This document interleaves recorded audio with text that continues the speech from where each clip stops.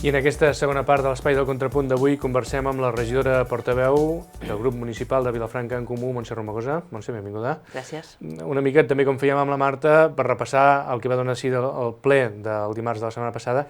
Ja ha passat més d'una setmana, però en tot cas sí que hem de dir que era un ple important el mes d'octubre amb l'aprovació de les ordenances fiscals i per tant sí que val la pena recordar una mica també quin va ser el posicionament de Vilafranca en Comú en aquestes ordenances, que va ser, de fet, un vot a favor en aquest cas. Sí. I de fet és un dels plens més importants de l'any, junt amb els pressupostos, no? Perquè el ple on s'aproven les ordenances fiscals s'aprova com recaptarem, quants impostos recaptarem, no? Quina recaptació farem i com la recaptarem, no? I això, repeteixo, és un ple important, no només perquè es recapten diners que després s'invertiran en el benestar dels vilafranquins i vilafranquines i en proporcionar serveis i tot això, sinó que també és un moment on es pensa en com es redistribueix la riquesa i com es redueixen les desigualtats. I en aquest sentit, ja des de Vilafranca en Comú fa anys que les mesures que estem proposant i demanant, moltes, no totes, però moltes, tenen un caire molt social, precisament per això, per anar cap a la redistribució de la riquesa i una mica per reduir les desigualtats entre els vilafranquins i vilafranquines. És veritat que durant els mandats anteriors les nostres propostes no havien anat enlloc, sempre havíem tingut un no per resposta, però amb el nou govern, des de l'any passat, ja hem anat avançant en alguns aspectes, també en el social. O sigui, ha canviat el tarannà de l'equip de govern. Posa'ns algun exemple, per exemple, en aquestes ordenances, diguéssim, la negociació que han fet vostès amb el govern per aplicar això que deia vostè, aquesta redistribució, no? Ja des de l'any passat vam posar sobre la taula una qüestió que afecta de manera indirecta a les ordenances, però que té un caire. És una barreja entre una mirada en perspectiva de gènere i una mirada social. Nosaltres l'any passat ja demanàvem que les famílies monoparentals amb un fill o filla es poguessin acollir a una bonificació molt important que hi ha sobre l'IBI, sobre l'impost de béns immobles. Recordo que aquest impost, les bonificacions en les que es pot acollir la ciutadania venen acotades per llei. Per tant, un ajuntament no pot posar les bonificacions que vulgui o venen acotades per llei. I en aquest sentit, per exemple, perquè se m'entengui, les famílies monoparentals amb 2 fills o més ja des de fa uns anys estan també etiquetades com a família nombrosa i en aquest sentit es poden acollir a una bonificació important segons la renda familiar disponible. Però en canvi les famílies monoparentals amb un fill, que acostumen a ser una mare i un fill o filla, no al 100%, però potser el 80% o 80 i pico, no s'hi podien acollir. Nosaltres l'any passat ja vam proposar això. Clar, això per llei no es pot aplicar cap bonificació, no hi entren aquestes famílies, però nosaltres sabíem que hi havia ajuntaments que estaven ajudant aquest tipus de famílies en aquest aspecte, no? I com les estan ajudant? Doncs amb una subvenció que s'ha de crear. Si un ajuntament té aquesta voluntat, es crea una subvenció per aquest ajut concret per l'impost sobre béns immobles i per aquesta tipologia de famílies. Nosaltres ens vam comprometre a treballar aquest tema ja l'any passat. Li vam posar sobre la taula a la regidora d'Hisenda 2 exemples de subvencions de 2 ajuntaments diferents. A l'Ajuntament de Barcelona això ho venen fent des del 2012. Per tant, li vam posar 2 exemples sobre la taula, el de Barcelona i de Cerdanyola del Vallès, no sé, algun lloc del Vallès, i bé, ja tenim el compromís de la regidora de que per l'any vinent aquestes famílies es podran acollir segons la renda familiar que tinguin a aquesta subvenció. És un exemple que inclou tant la mirada de gènere com la mirada social. Vostès també parlen, quan exposen els criteris amb què negocien les ordenances, de tema mediambiental també, i en aquest sentit també hi havia alguna qüestió? Sí. Les qüestions mediambientals, com ja sabeu, és un dels reptes importants que ens hem proposat des de Vilafranca en Comú, ens hem proposat impulsar. I bé, la proposta inicial de l'equip de govern era, hi ha unes bonificacions, precisament també de l'IBI, per instal·lacions de plaques fotovoltaiques.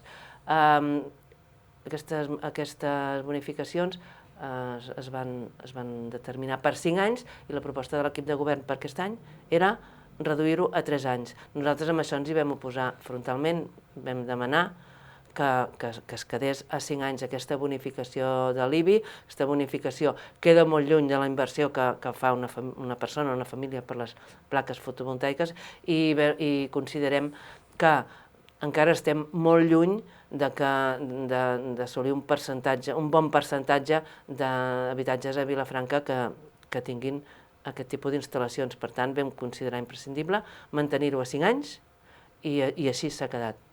Es manté per 5 anys la bonificació a l'IBI per als habitatges que instal·lin plaques fotovoltaiques.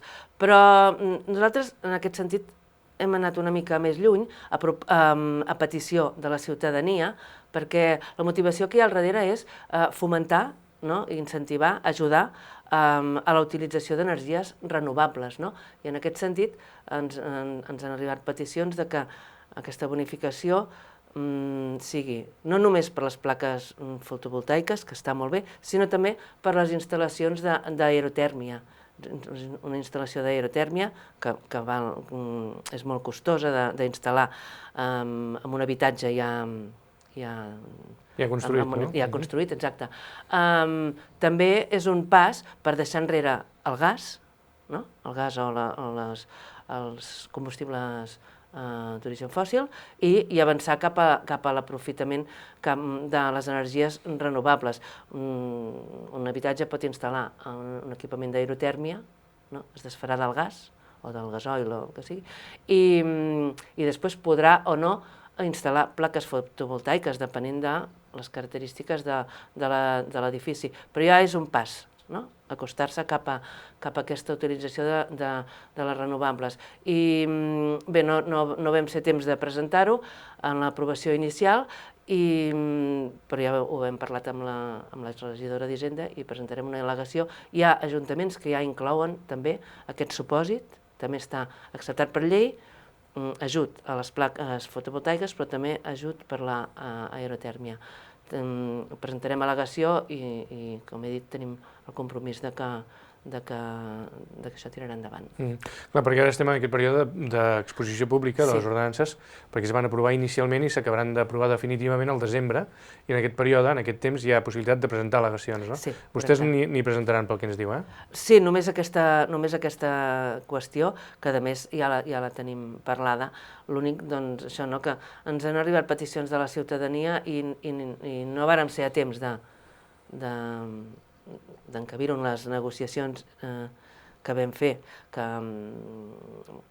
voldria dir que vam mantenir 3 reunions amb la regidora d'Hisenda per tal d'anar retallant serrells i anar avançant en les qüestions que nosaltres volem. Aquesta qüestió ens va arribar una mica tard per l'aprovació inicial, però tot i així presentarem al·legació i ho tenim parlat.